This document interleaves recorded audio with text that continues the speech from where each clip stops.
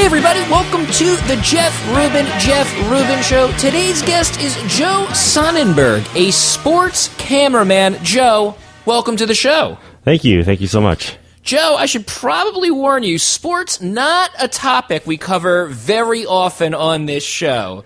But the production of a sports broadcast is something that I thought was really very unique and interesting. And I wanted to learn more about it. I have a million questions about it.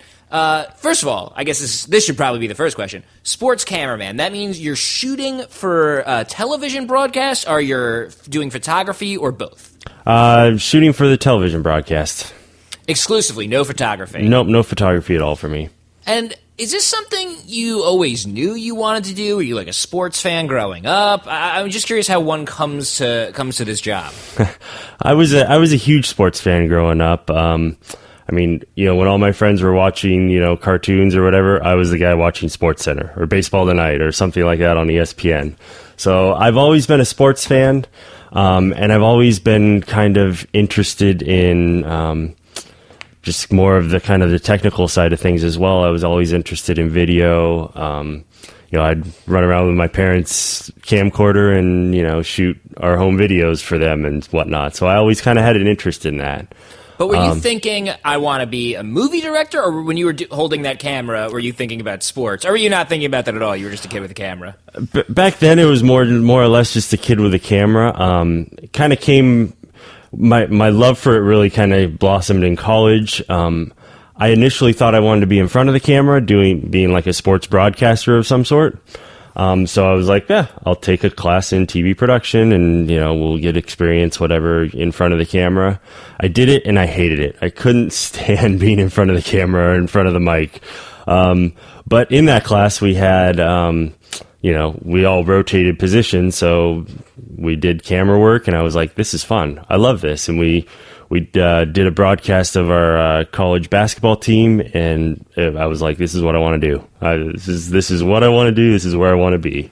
So, what about it was so jumped out at you like that? That's such a cool moment when you can figure out your calling like that. How did you know? There's something that's really unique in live production and sports in general. There's just there's like an energy that is going on in the production. It's like you got one shot at it. Everyone's working as a team. All the pieces are just kind of lining up, and you create TV. And there was something about that was just really fun and something that I wanted to continue or pursue. And I was fortunate enough to make that happen, essentially. So. I know a little bit about cameras, and you're never going to believe this, have seen sports in the past, so I know what a broadcast looks like, and yet I still am not totally sure. It's hard for me to wrap my mind around what you must do when you're working. I mean, is it as simple as you point the big rectangle at where the action is? Presumably there's more to it than that, right? That's the gist of it, but there's a lot more than that. I mean... as a camera operator, I'm, controlling the zoom and the focus. There's no autofocus on these cameras. So it's all manual focused. How do you focus when someone, is running around a field? Like, you can't make them stand still and hold a clapboard or whatever. Like, how do you do that so quickly? It's really a feel. It's a you just kind of know where it's at on your focus controls, and as you're following them around, you just kind of know where they're at. I mean, it takes some practice. It takes some, repetition, but it's one of those things you just kind of learn to do it, and you get better and better and better at it the more you do it. So, what does a sports cameraman have to do that like a regular cameraman doesn't? Because a regular cameraman has to set focus, has to zoom and all those things. But presumably you're doing there's some unique challenges presented by the unique productions you're creating. Well, yeah, I mean, for live sports, we have no idea essentially where the action is going or where we're shooting. So, we can't set, okay, if focus is, 10 feet or 20 feet or whatever. It can be anywhere from hundreds of feet to, right in front of you, essentially. So, I mean, there's that kind of challenge as well. Yeah, I mean, it's kind of a totally different environment, and we're also, I mean, our camera is not, my camera is not necessarily live the whole time, but we're shooting once the game starts, and most of the time an hour or two before as well, depending on, what kind of sport it is. So, I mean, we're on camera for anywhere between, 3 and 5 or 6 hours, or, longer if it's a extra innings baseball game. So, there's that aspect of kind of perseverance or endurance as well. So that's another thing that we should probably mention is you shoot a variety of sports, right? I might even go as far as to say all the sports.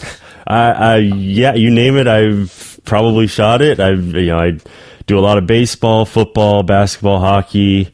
I've done rugby, I've done racquetball, tennis. I mean, you name it, it's pretty much been shot. So I would have assumed that those are different. That those are different specialties. That you can specialize in shooting baseball games versus you can specialize in shooting basketball games. But you're telling me if you can shoot sports, you can shoot sports?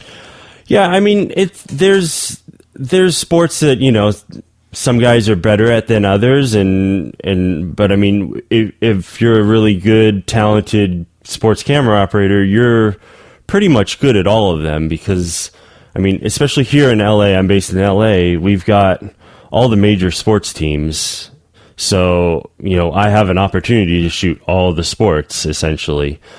So you can kind of you can basically kind of learn how to shoot them all, essentially. So there are different nuances for each sport. In hockey, it's very much like geometry, essentially, and how the puck moves. You start to learn, like, okay, if I'm handheld and the guy hits it, slaps the puck right at me, I know it's going to go around the boards, so you kind of can predict where the action is going to happen. Or, with baseball, there's so many different scenarios, so you kind of have to learn all those scenarios and what your camera has to do in order to, be in the right spot at the right time. So there's a lot of different nuances involved as well. This is my number one question for you. Probably the reason I wanted to talk to you in the first place. In baseball, how does the cameraman follow the ball as it leaps off the batter's bat? How do you possibly know where it's going to go and be on it immediately? Practice. So there's no trick to it. Like, you're just watching the batter, you're watching the ball, and you're like, it's going to left field. Yeah, I mean, it kind of depends on what camera you're shooting. So a lot of times, a mid camera or a high camera, it'll be like mid first or high third. That's what's called basically a shag camera. And what you do is you basically, once the ball is hit, you have to go to the person who's, shoot the person that's going to make the catch. And so you have to go there kind of as quick as you can. And so, you're not necessarily following the ball, but you're kind of predicting, okay, where is that ball going to end up? And you want to be on the guy that's about to make that catch, or zoom in really tight to, the glove catching the ball, for a super slow-mo or something like that. But if you're on like a bit out, let's see, what would it be, like a right field or left field camera? You essentially, those are more or less the ball follow cameras, and you kind of start wide, and then once the ball is hit, you can see where the ball is at in your viewfinder, and you can zoom in tight to it, and then kind of zoom out a little bit as it comes into play. So it's more or less skill, because it's hard to follow, a little baseball in a big sky. Or it's not unlike hitting the ball in the first place, because it seems like there's like an anticipatory aspect to it and a knowledge aspect of it where you just have experience and you just kind of have a sense of where things are going, and you have to react faster than you could articulate what you're actually doing. No, absolutely. How much of the game are you spending looking at the camera versus like stepping back to look around? Like, how much are you actually looking in the viewfinder? Most of the time. We're looking in the viewfinder most of the time, I would say, during the game. I mean, there are some cameras where in baseball or even in football or basketball, where in basketball, say if you're the tight camera, you're shooting you shot the ball going into the hoop, you pause a beat and then you got to whip over to the guy who just shot the ball. You can do that blindly by just keeping your head in the viewfinder, or you can kind of shoot it, take that beat that you're on the basket, look outside, just glance outside your viewfinder real quick, see where the guy is, and then go right there. So, I mean, most of the time, though, you are looking in your viewfinder. I mean, during timeouts or, TV timeouts, or, we're in commercial break or something, that's when you kind of take a step back, get a drink of water, snack on a little something, So those are the times I would say more or less when you're looking outside your viewfinder. I mean, another time when I'm outside of my viewfinder, if I'm on a low camera in baseball during the pitches, I'm always looking at the batter. Just in case there's a foul ball, I have time to duck, get out of the way, because that can be dangerous down there. You don't want a foul ball going into your head. So, have you ever been hit by a ball or a player or anything like that? I haven't been wiped out. Like I know guys that have been just taken out by either basketball or football. But I've been fortunate enough, knock on wood, to not quite been taken over yet. So I'm sure it's just a matter of time. And how many of you are there? Like, how many people does it take to shoot a basketball game? Let's take basketball, for instance. Well, for basketball, it kind of depends on the scale of the production. I've done basketball with 4 cameras. You got a game like cam. An NBA game? College game. A smaller college game. You got your game camera, your tight camera, and then 2 handhelds, and that can go anywhere from 4 up to, gosh, I mean, for the finals, there's probably a good 20 cameras or something like that in the finals. So that's not that many for an event like the NBA Finals. I would have guessed more than 20 cameras. I mean, 20 based solely on the action. So I mean, and with football, football is huge. I mean, for the Super Bowl, there's something like, I can't even remember. I remember reading some articles, but there's 70 or 80 or 90 cameras or something like that are just covering the game. It's like, wow. So it can range from 4 to as many as can fit in with the truck. So now that you've been doing this a while, are you able, when you watch a game at home, I'm assuming you still watch games at home, are you able to disconnect and enjoy the sporting matchup? Or are you, at work and oh my God, why did they cut to that shot? Absolutely. Oh, zoom in. That's exactly what we all do. We all just, we could never really enjoy it. We're always looking at, oh my gosh, look at that shot. Look at the framing. Oh my gosh, what does he do? Oh, come on, focus. So, I mean, it's hard to separate the work aspect to the enjoyment aspect. Yeah, no, that's definitely true. Sports cameramanship, which is what I'm now calling it, seems like the kind of thing where it's almost, in a lot of ways, it's a thankless job because people aren't going to notice that you're doing it well, but they are going to notice when you screw up. What are some things people can look for? What are the signs that the cameraman shooting the sports that I'm watching is doing his job well? What can I look for? Let's see. If you hear the announcer start talking about someone and they cut to a camera about what they're talking about immediately, that's when a camera guy's doing his job, essentially. Cool, yeah. So it's just like being Johnny on the spot. Yeah, because when we're shooting, we're listening. We have a headset on, so we're listening to our director, and we're also listening to the program feed of the announcers, and so we're always kind of listening to the announcers in our ear, because if they start talking about it, they're going to want to show it. So, I mean, that's one of the things about being a sports camera operator, that you have to be, you have to pay attention to the game, but you also have to pay attention to the announcers and your director. So, I mean, you kind of have all these things going on in your head all at the same time. So, yeah, but I would say that's probably one of the biggest things. I mean, also, the typical being in focus, getting the shot that you're supposed to get as well. So, I mean, those are all kind of things that you could say that we're doing a good job.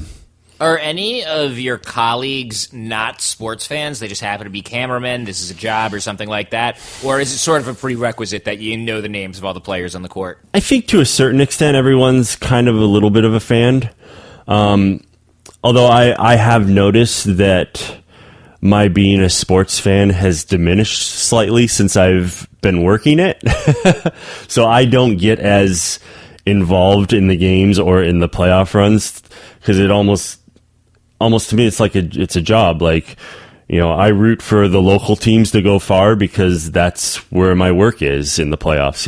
It's like the farther they go in the playoffs, the more games I get to work, essentially. So, you kind of start looking at it that way instead of, oh man, I really hope my team does great. It's not really a my team kind of thing. It's just my work, my livelihood. So, who do you work for exactly? Are you a freelancer and you're getting hired game by game? Are you employed by the NBA, the MLB? Are you employed by ESPN? How exactly is your career shaped? So it's kind of a little bit complicated.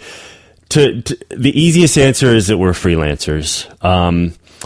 But we can work for ESPN, we can work for Fox, we can work for TNT, we can work for Time Warner, we can work for crewing companies who crew for those companies, the local broadcasts and stuff. So it's more or less we're freelancers.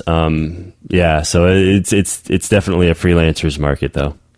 And then how would someone who's interested in this, do you have any advice for how to break into it? Because I imagine now you have a Rolodex, you have people that know you're competent and that you're reliable and they'll hire you. But that first job, how did you get that first job? Yeah, it was, that's probably one of the hardest things about this job is getting into it. 'Cause it's such a tightly knit group of people essentially that do this job, that it's really kind of hard to break into that circle. I got kind of lucky. A little bit about my story. I got lucky. I was sitting on my couch at home, not working. I mean, I had little gigs here and there, but nothing really steady. I get an email from one of our local crewers saying, "Hey, can you work the Clippers game tonight? We have a camera guy had a medical emergency in his family, can't make it." And nice. I was like, yes, I will be there as soon as I can. And so, I mean, and from there, a couple of the other guys, it was a really busy time. They're like, "Hey, are you available these dates?" I'm like, "Yes, I'm totally available, whatever you need." And then from then on out, it just kind of kept going. So, do you have a favorite sport to shoot? Are you more into shooting baseball than you are football or whatever it is? I would say my favorite sport to shoot would be basketball. It's a sport where it's quick. There's a lot of stuff going on all the time. There's a clock, so it won't necessarily go on indefinitely. And you kind of know where they're going with the ball, where they're going with the action. The goal is to get it in the hoop. So I like basketball a lot. I also like football. Football is fun just because it's a big sport. It's a big sport. It's kind of cinematic. There's a lot of action, and explosiveness, and there's a dynamic to it where it's like calm and then explosion and then calm and then explosion. No, definitely. So I would say those two are my favorite. Least favorite would be baseball probably, although that's probably the sport that we do the most of just because there's 80 games. Yeah, there's 80 home games a year and we've got two teams here in LA or the LA area, so that's 160 games in the summer. So that one's baseball's always kind of hard because you never know you never know when it's going to end. I mean, it can be anywhere from 2 hours to insert number here. I worked a 6-hour game, I think, this year. And that was just, you just never know when they're going to happen. And you're presumably not paid by the hour either. We get paid a minimum of 10 hours. If it goes over that, then we get paid more than that. Okay. So that's nice. Yeah. Does that line up with your favorite sports to watch, or is that just professionally shooting? That's what you enjoy? No, those are probably my favorite sports to watch too. I mean, there's a time and place for baseball. I love playoff baseball, but for the most part, it's more or less basketball and football.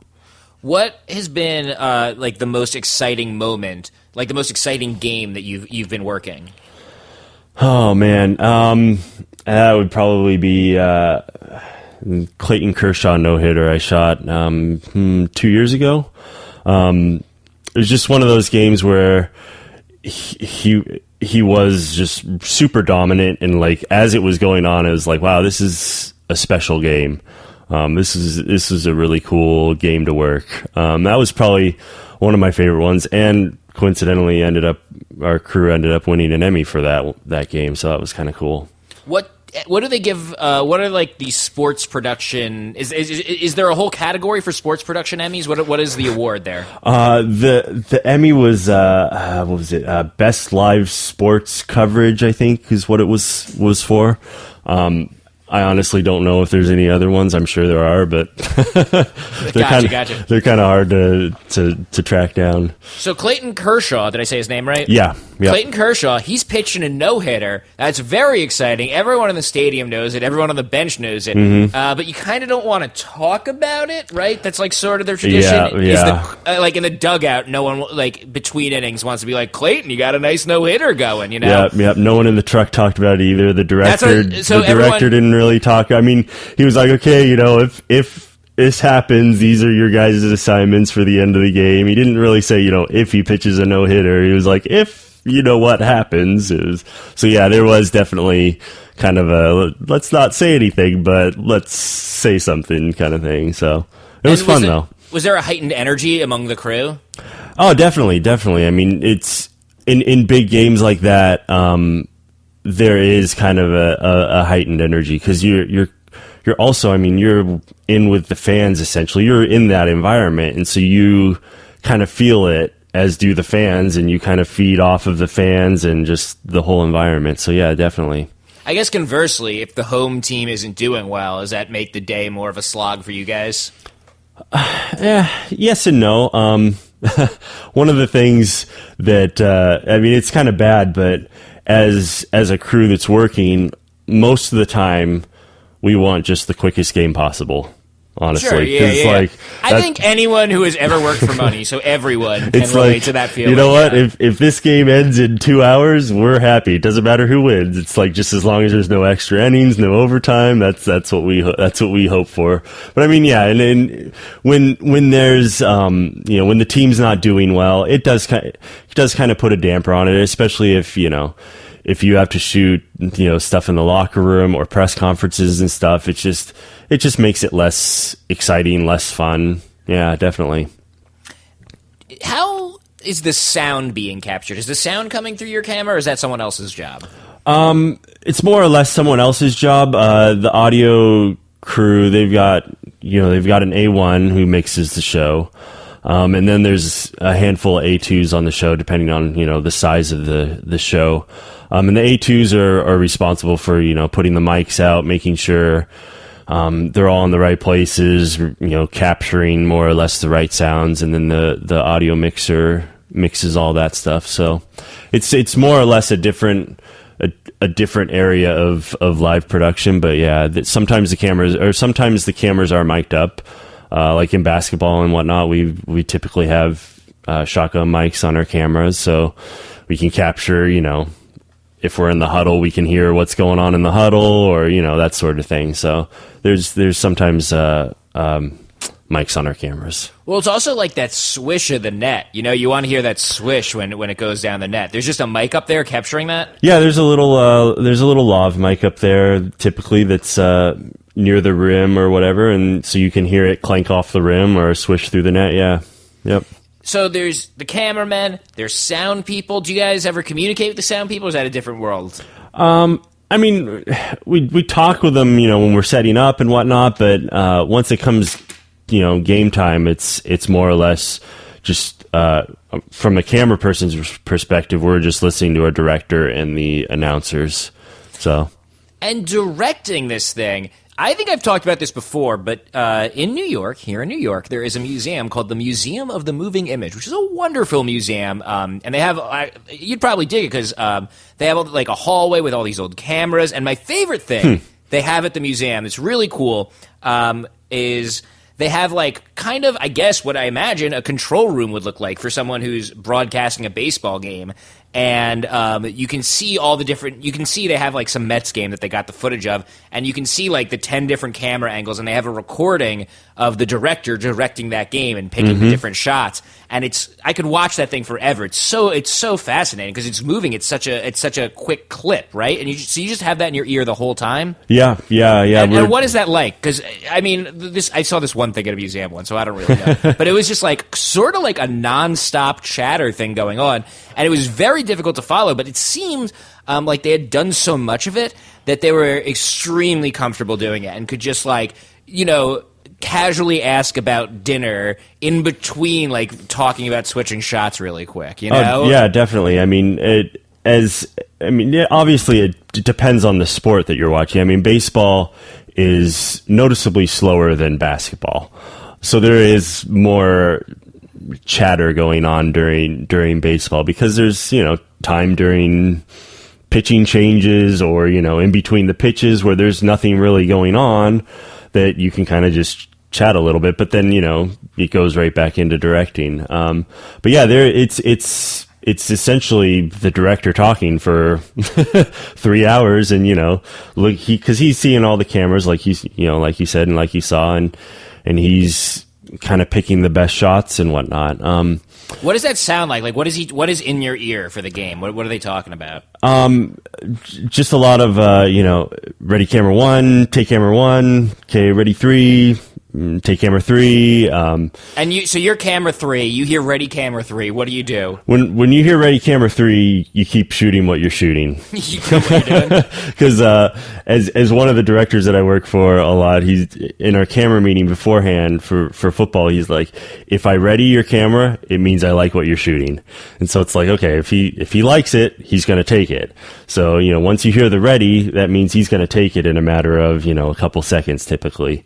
So you're just kind of, you're listening for your camera number, and you're also paying attention to the game the entire time. So just to make sure you're getting your camera assignments right or your shot assignments right. So are the people that you work with, these people who are trained to record sound at sports, to direct sports, to shoot sports, do they exclusively work in sports, or do they do other live events, maybe other movies? I mean, you're in LA, so like you're in production capital of the world, but the people you work with are exclusively focused on sports? A lot of them are exclusively focused on sports. Some of them will kind of branch over and do entertainment shoots, essentially, whether that's sitcoms or talk shows, but typically they're all kind of that live camera feel. I know some guys that do like the Ellen show, but they shoot that essentially live to tape. So once the show starts, you don't really stop until the end of the show. So I mean, most of the time it is. Most of the guys are more or less a live sports or live production. Yeah. Is it different when you're shooting a smaller event, like a racquetball match or a volleyball match? What changes when it's scaled down, or is the job pretty much the same? It's more or less the same. I would say the only difference is your shots are more important because there's fewer of you. So the director doesn't have as much to shoot, as much to pick from. Like I did a 4-camera basketball the other day, and I mean, it's just you're down at least 1 or 2 cameras from what's kind of the typical base way of shooting basketball. So you may be a little bit busier, and you just kind of want to be a little bit more on point because you want to give the director as much as he can because he doesn't have as much to work with. So, in your career, and how long have you been doing this now? I have been really like full time for probably about 5 years. Have you seen in just 5 years, just from 2010 to 2015, has technology changed your game at all? Oh, definitely. I definitely see a big change. I mean, there's probably two different ways that things have been changing. I mean, first, most sports are shot in HD, but now there's 4K that's kind of coming along. There's not a whole lot being shot yet for live 4K, but they're kind of starting to implement that. I know the NFL uses 4K cameras, but they don't broadcast it in 4K. They essentially will take that 4K image and so that you'll be able to zoom into the picture basically losslessly, so you don't lose any resolution or anything. Gotcha. It's just, you zoom in so you can see a tighter shot of the ball or whatever to see if it hit the ground. So I know certain bigger productions are starting to use that. I actually did a test production with the Lakers game. What was it? It was it was a year ago now, where we shot the game and it was broadcast closed circuited to like the Time Warner hub or whatever in 4K. So we had 4 4K cameras and we shot it all in 4K. So I know that's coming down the line, and things are changing quite a bit. The ergonomics of it are getting better for 4K because it's to get that resolution, you have to have better quality glass, a better quality lens, which means a heavier lens, which means, if the lens is too far out in front, it's not ergonomically good for a handheld camera operator. So I mean, there's definitely changes in the 4K market. And then there's also changes in high speed slow motion video. I shot last year I was shooting on called the Phantom camera, and it was shooting at, I want to say it was shooting at like 1300 frames a second, whereas typical sports is shot at 60 frames a second. So if you think about it, I can't remember, I worked it out once, but 1 second worth of video in 1300 frames is essentially, if you play it back at 60 frames a second, it ends up being like 13 or 20 seconds or something. So that 1 second will end up being this like really slow, fluid 13, 14, 15 second shot. So there's definitely improvements in that technology as well. What about the things like, the way they show the first down line and like can highlight things on screen or show the strike zone? Does any of that affect your world at all? That doesn't necessarily affect us. I mean, I know there's been big, changes in that as well, and just improvements in general. So I mean, that's technically, that's not really much that we have to deal with. That's more or less stuff that happens in the truck, or, if there is something, it's just something that's attached to our camera or our pan head or whatever that kind of tracks where our camera is going, and that sends all that information to the truck, and something that's way beyond my knowledge. So, do you worry at all that like every industry, that they'll just train robots to do this and force us all out of jobs?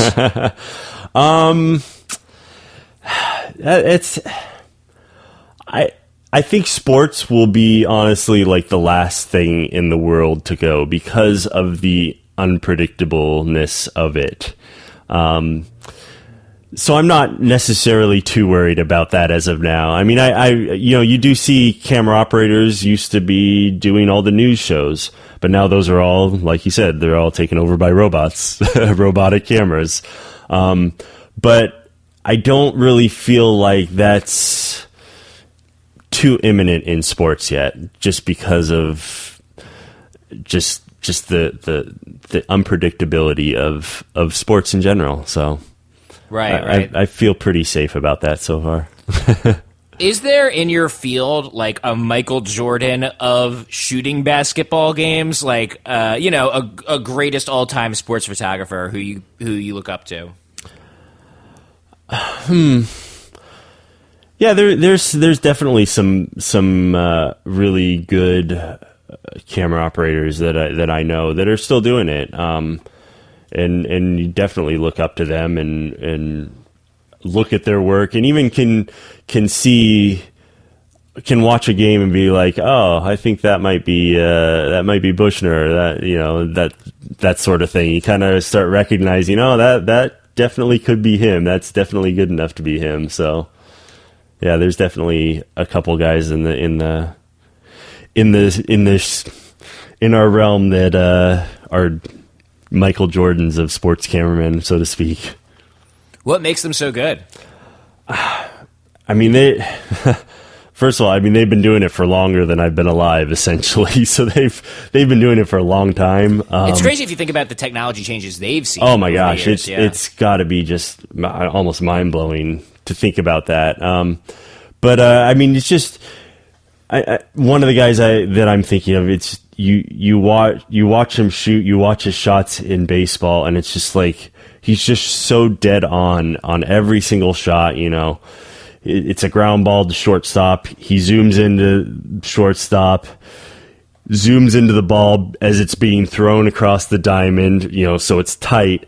But then he zooms back out, so you head to toe, when the ball hits, the guy, the first baseman's glove, so you can see, did he get him out, that sort of thing. And it's all in focus, all just like perfectly timed. And it's like, wow, that's impressive. So, there's definitely guys that are just really, really good at what they do. So, do you think the move from SD to HD, was that a major shift in the industry? Oh, it was a huge shift. I remember I wasn't shooting then, but I remember watching. I remember my grandma and grandpa got an HD TV, and we were over for Thanksgiving, and we watched the football game in HD, and I was just blown away. Like, I was like, oh my gosh, you can see like the reflections in the helmet of like the lights of the stadium. I was like, this is unbelievable. So that was definitely a huge change in the sports industry, the sports TV production. Do you think that changed? And I recognize you weren't working at the time, but did that change, as far as the way that the games were shot or produced? Like, did that introduce any new challenges?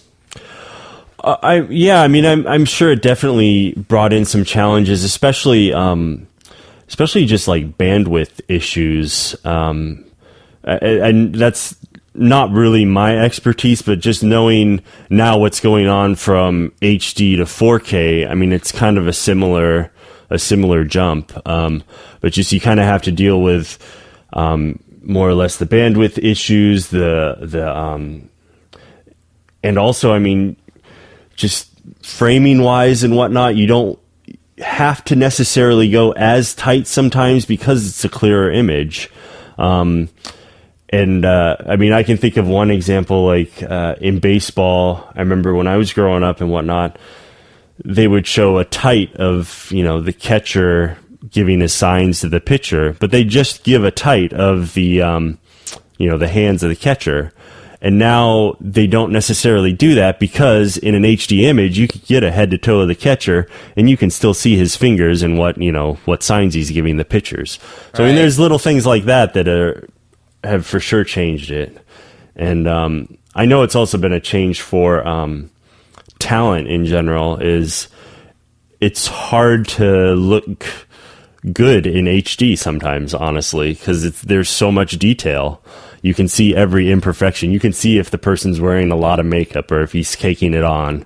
So, there's little aspects of that as well. So there's definitely challenges to bigger, higher resolution. To your credit as a sports cameraman, you got the URL sportscameraman.com. Yeah, I'm not really sure how I did that. That's unbelievable. That's like, like if a doctor got doctor.com, like you just got yourjob.com. Just no one had taken it? That was not hard to get? Yeah, I couldn't believe it. I was just kind of looking around. That was still when I had gotten it when I was still kind of looking for work.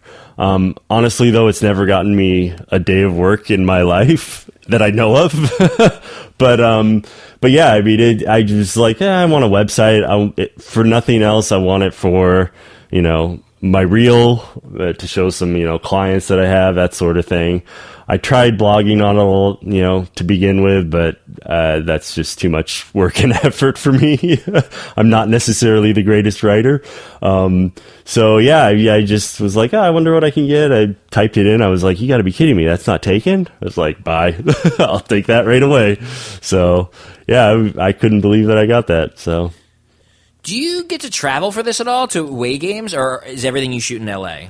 The majority of what I shoot is in LA. I am on a college football package where every weekend travel to whatever game we're assigned and shoot that game. So there's kind of a core crew that travels. Cool. And then they hire, a couple locals to fill out the crew. So yeah, there is a little bit of travel involved as well. I know some guys that travel pretty much exclusively, like, a guy that lives up in Portland where, there's not a whole lot of sports work up in Portland since, basketball is no longer there. So there's like soccer and, one other thing. It's like competitive food trucking. Right. So he travels a lot for what he does. So he's flying all over the country with ESPN and other companies and whatnot. So yeah, there's definitely, you can have the option of traveling.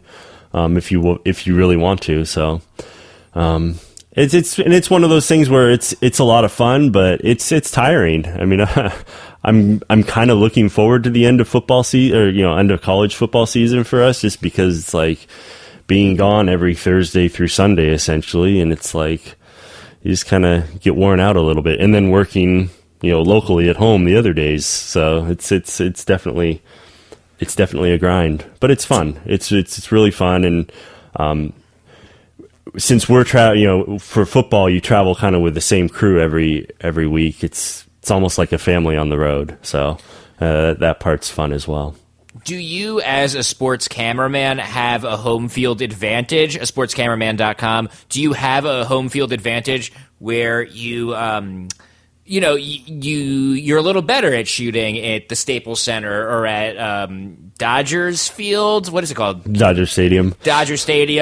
Or, do you know the lay of the land a little better when you go to a foreign college stadium? There's something you got to learn? Yeah, I mean, there's little things here and there, like, just as basic to, where are the camera locations? Like, some places call it concourse, some places call it plaza, some cameras are on, P2, some are on, other levels. And so just kind of figuring out where they are located essentially is sometimes, a small challenge, but you typically have a local there that's kind of knows where everything's at. But there are certain aspects of it, especially with baseball and whatnot, just the different fields. You kind of learn how the ball reacts, how the ball bounces off the walls, that sort of thing, the geometry of that, because foul balls or, foul ball territory is different. So, there's different little ins and outs of little things that are kind of, you kind of get to know. And also like, where the GM sit or the owners sit, so kind of where to look if the announcers start talking about that. So there's little things like that where you get to know when you're working at home a lot. So yeah, there's definitely different advantages. I was looking at your website, and of course, since it's a portfolio site of sorts, you have a resume. Sports you shot, position, I guess, ways you shot them. And for a lot of them, like for basketball, you have handheld camera. For football, you have handheld and wide camera. Have you never done a wide camera for basketball? Is there a reason you have that listed under football but not basketball? Yeah, I've that, like I said, that was more or less when I was first starting out. Typically in basketball, well, in sports, in LA at least, I don't know how it is more or less in the others, we have a slightly older pool of cameramen. They've been in the league, or they've been in the game for 30 years, so they're all more or less older. So they typically don't want to do handheld, more or less just because it's a little more physically taxing. Because in basketball you got to sit under the hoop on the ground with your legs crossed, with a 20-pound camera on your shoulder for the whole game. So I mean that takes a toll on the body, even as a 30-year-old. I mean I can only imagine what it feels like at 50.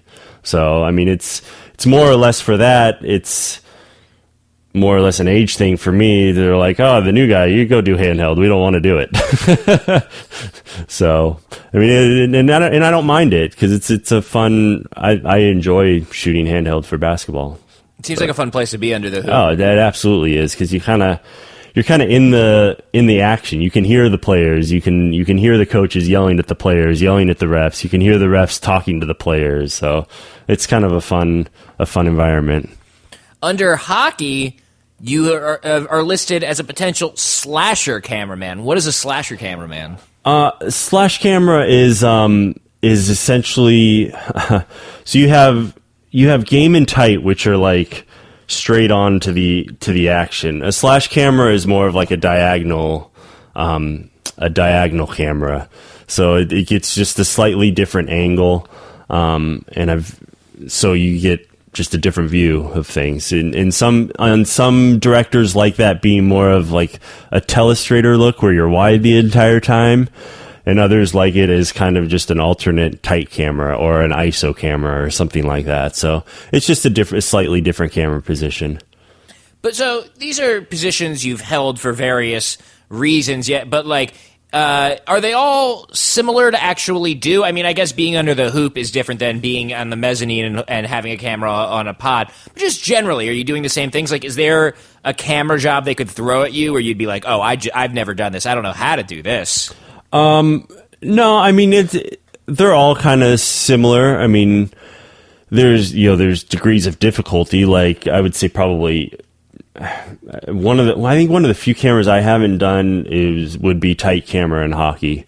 And it's just, I could probably do it. I mean, I know I could do it. It's just how well I could do it because I've never done it before. So it's more or less a chance of getting the chance to do it and getting a chance to do it over and over to kind of perfect that. Right. What would you be concerned about that you've never done before in doing a tight camera in hockey?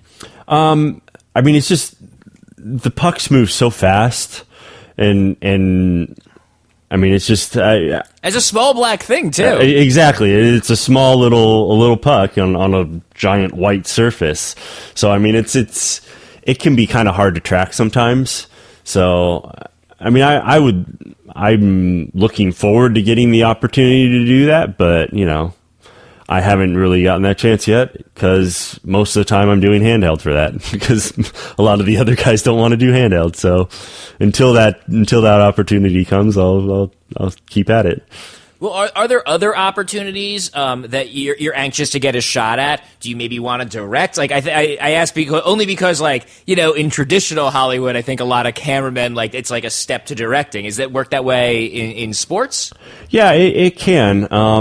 And that's something that I'm definitely interested in, because I mean, as a camera operator, it is kind of a physically demanding job, because part of our job is in sports is to set up all the cameras, and those cameras are pretty big. Essentially, I mean, you've got lots of glass in the lenses, so the lenses are heavy. We're going up and down stairs with those. So I mean, there is kind of a physically demanding aspect of that. And when I'm 50, I don't know if I'm going to keep wanting to do that every single day. So yeah, I'm definitely interested in directing in the future. So, and I know some camera guys that have taken that step and do that now. So, I know that's definitely an option. So, it's definitely something I'm keeping in mind. Do you have any thoughts? Because that is another thing, and I know you haven't done it yet. But how do you break into that? Because it seems almost like the pole vault. I always wonder when I see people pole vault, like, how did you do that the first time? Like, what did attempt number 1 look like? And it seems like there's like a chicken and egg thing where like you can only do it if you've done it before. Right. So do you have any thoughts, not to put you on the spot, not to be your parents about it, but how could you break into that? I mean, I think it'll probably happen, or if/when it happens, it will be for a smaller event, whether it's, a high school game or a small college, a smaller show, possibly even like a webcast show. I'm also kind of thinking, okay, how do I go about this? A lot of times, the producers and the directors work closely. So I think kind of creating a relationship with, a producer or some producers that would give me that opportunity to do that, I think is another option of kind of getting that opportunity. So, I mean, I think those are kind of the ways that I'm looking at doing that. So I guess it's probably not that dissimilar from how you broke into cameramanning. You probably didn't shoot I don't know, did you? You probably didn't shoot an NBA playoff game as your first game. No, not at all. I mean, in the first time I shot baseball was like overwhelming too, because I mean, baseball is there, like I mentioned it earlier, there's just so many different scenarios, and with each different scenario, each camera has a different assignment. So like learning those assignments was like, oh my gosh, this is hard. But like, so I imagine, directing will be like that too. It's like, okay, I've never done this before, but on the other side of things, I've listened to directors for the last 5 years of my life. So I know what goes on, at least once the game starts. So, I mean, I know what they say. I know, how it works. So, it's not like I've never been in that environment. I've never heard that environment, and I just try to jump into it. I've kind of been there, but I haven't. So I've kind of experienced it, but I've not really had the experience of actually directing, if that makes sense. It does make sense, and it sounds like you're doing things right. This is a world I know nothing about, but it's cool, but this is an interesting angle of it that I think, millions of people enjoy your work, but I think very few actually think about it, if you don't mind me saying, so, or appreciate it. So it's interesting to hear a little bit about all the work that's going in, kind of between the players playing and my eyeballs where I get to see them. Yeah, no, definitely. It was actually kind of funny because one of my friends was actually he was in minor league baseball for a long time, and he was like, you guys have kind of similar hours to us too. We come in way before the game, and then we leave after the game. And so it was just kind of an interesting thought of how the sports, that event goes on, and we're kind of quietly there at the same time documenting it, and then we all leave at the same time. It was just kind of an interesting little side note that I thought of for some reason. Yeah, you guys, I mean, you're part of the game. Yeah, essentially. And with replay now involved, we're sometimes even more a part of a game. Sometimes our shots determine what happens. So so you're saying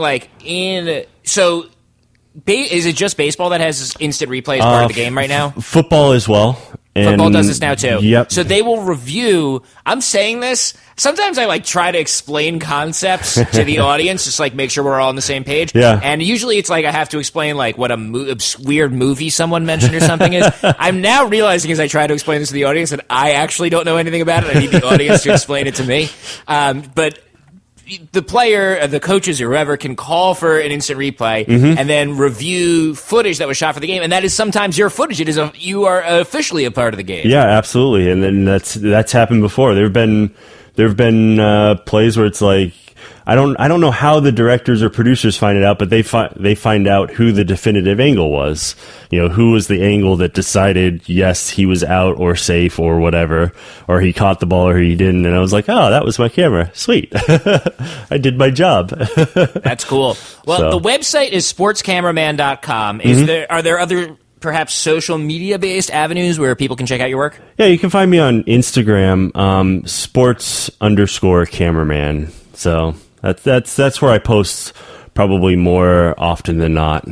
So wait, you could get the domain name sportscameraman.com, but you had to put a hyphen in it for Instagram? An underscore. An underscore in it for Instagram. How did that work? How did someone get the Instagram handle but not the domain name? I have no clue. Mysteries of the world. Well, Joe, thank you so much teaching me about something I didn't know tonight. Really enjoyed it. Alrighty, thanks for having me.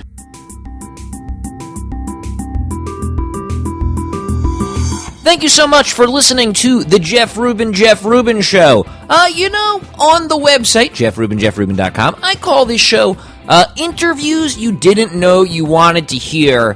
And I think I got some of those coming up before the end of the year. Next episode of the Jeff Rubin Show, we are going to be talking to a father and son knife-throwing duo who I once saw perform at the Renaissance Fair. They throw knives at each other, at targets, at volunteers from the crowd, and they tell jokes while they're doing it. They are actually father and son. That is not part of the act, and they will be on the next episode of the Jeff Rubin Show. I'm so excited about it, and I can't wait to see you there. I know the holidays are going on. I know everyone's busy, but you can stay on top of the latest Jeff Rubin news by following me on Twitter, where I'm at Jeff Rubin Show, on my Facebook fan page, Tumblr, or you just go to jeffrubin.com for an always current list of every episode of this show for free. And you can get my email address, or you can reach out to me via the previously mentioned social media accounts and let me know what you think of the show, and perhaps more importantly, who you would like to hear about it. Everyone who said, I want to hear a father and son knife-throwing duo,